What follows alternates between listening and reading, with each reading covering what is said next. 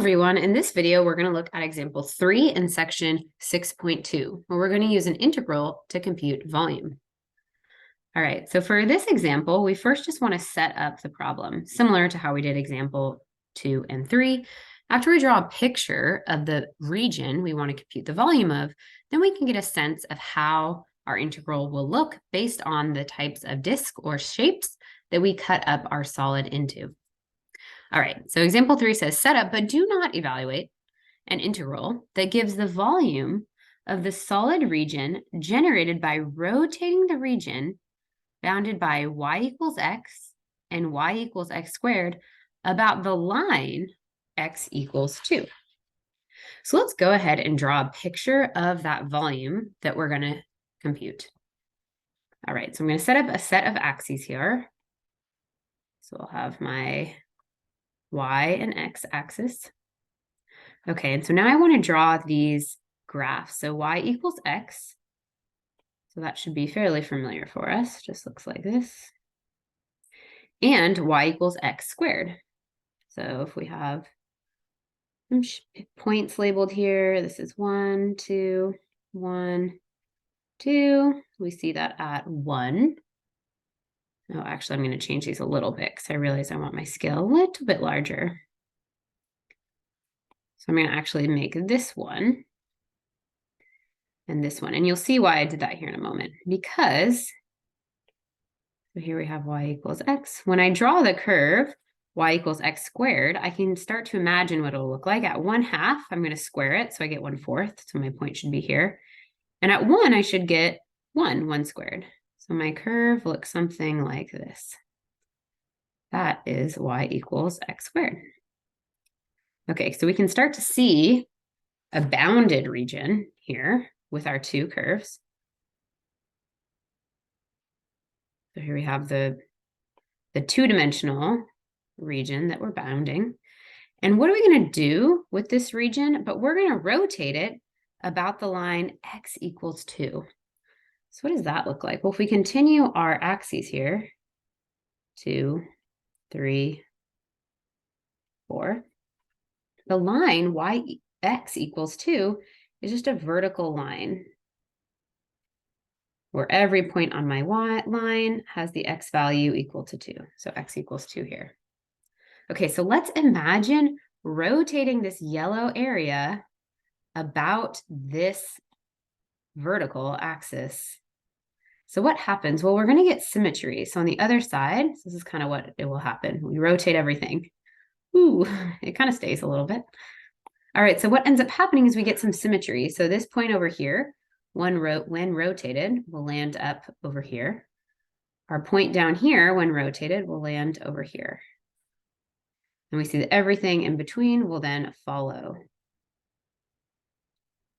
And I should do a little correction here. Hope you caught this as we went, but notice I have 1 here, and then 2 is just a half step away. So I'm going to change this up a little bit just to make my picture a little more accurate. So I'm going to go ahead and pause the video, clean it up so that we get an accurate image. All right, so here we go. I fixed up my axes.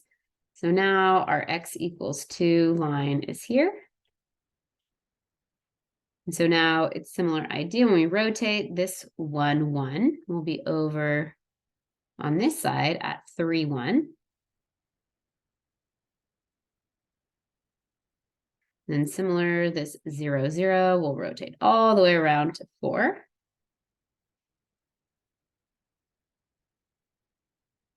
And we can draw in what our shape should kind of look like. When we do that rotation, we'll get some circles going on like this. Down here. And then inside, we'll have some holes. It'll be like, I don't know, we might have to use our imagination with what this shape looks like. Maybe kind of a type of tornado or a hollowed out mountain. But you see we have a hole all the way inside, and then on the outside is where we're seeing that yellow volume happen. All right, so we can do our best to kind of decorate what this will look like. We just get these solid shape like that. Okay, cool. So we have our solid volume or shape that we want to compute the volume of drawn out. So we're going to use a similar technique of what we saw in the previous examples. We want to take a slice of this shape. So notice though where our slices are occurring. So we see some discs happening horizontally. So if we follow, say, the middle of this volume, we get a circle here and then a circle cut out in the middle. So we still get some disc here, but they are horizontal. So that is going to become important here. Okay, so let's take a look at the volume of a disc. And just to further emphasize, these discs are horizontal. And you'll see why I'm making such a big deal about that in a little bit. All right, so our discs look something like this as we break them down. So again, we have an outer circle and an inner circle. And so we need to compute or determine the radius of both parts, both the inner and outer discs. And we do have a little bit of volume, a little bit of thickness here because we're making slices. We're cutting up this volume horizontally.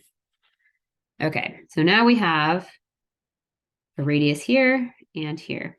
Now keep in mind the center of this disc is at the line x equals 2.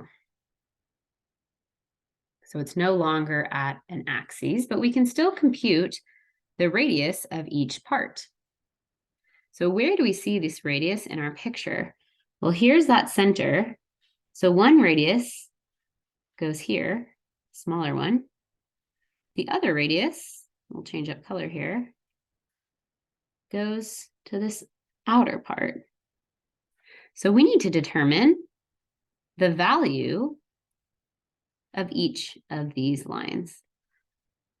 So here, this blue one that I'm highlighting, well, the measurement would be from 2 to my curve x squared. We want to measure this horizontal distance. So we want to actually consider the x distance. So that would be from 2 to, again, x squared.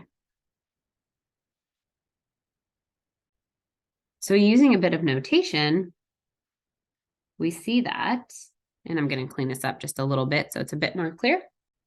Okay, I've tried to clean it up so we can really see that radius that we're computing the length of. So again, notice that we're looking at the x distance. So here at the center, x is equal to 2. So I'm going to go ahead and label that. So here, x equals 2. Here, what does x equal? Well, x is on the line y equals x squared. So then if I want to know what x equals, I have to solve for x here. So that would look like taking the square root of both sides. So square root of y equals x. So then what am I doing? Let's see here. So x is equal to square root of y. So when I take the difference of these two values to find the length, I'm going to get, for my radius, 2 minus square root of y. So now let's consider the longer radius. So we're going to use a similar process, similar procedure. So I'm still going to start at x equals 2, and then I'm going to go to x equals what? Well, here on this curve, I have y equals x. And if I want to compute this whole space here, I'd have 2 minus y. So the radius of the outer ring is going to be equal to 2 minus y. And the reason not only that this radius lands on the x-axis, so that's why we need to determine these distances with y's, but notice that the thickness of my curve is a change of y. So this thickness is a dy. So I need my two radii to be written in terms of y so that I can set up what the volume is with respect to a little change in y. Okay, so now our final step before determining the integral is to determine what the bounds of the integral would be. Well, notice since we're changing y, or taking chunks of y, or horizontal disks, we need to consider what the y values are that we're going to integrate over. Well, we see that we start at 0 down here on the y-axis, and we go to 1. 1 is the point of intersection. So our integral will go from 0 to 1. All right, and we haven't actually quite finished the volume, so we just need to use these two radii to determine the volume of this disk, which we can do right now. So that's going to be pi r squared. So we're looking at the area of the larger circle. Then we're going to subtract the area of the inside. So then we're going to have minus pi times 2 minus square root of y squared. All of that is going to be multiplied by the thickness dy. Okay, so now we can go in and set up our integral. So I'm going to make some space for us. So again, feel free to use a separate piece of paper to make yourself more room. So we want then the integral from 0 to 1 of pi times 2 minus y squared minus pi times 2 minus square root of y squared dy. Okay, so now from here, what we could do is FOIL out some things. We can take out a pi from both sides or from each term, but we did not need to evaluate the integral. The important part here is just setting it up. So we are done with our integral. So we've set up the volume of our solid of revolution. Awesome. Nice job working through this example, everyone. Thank you for your hard work.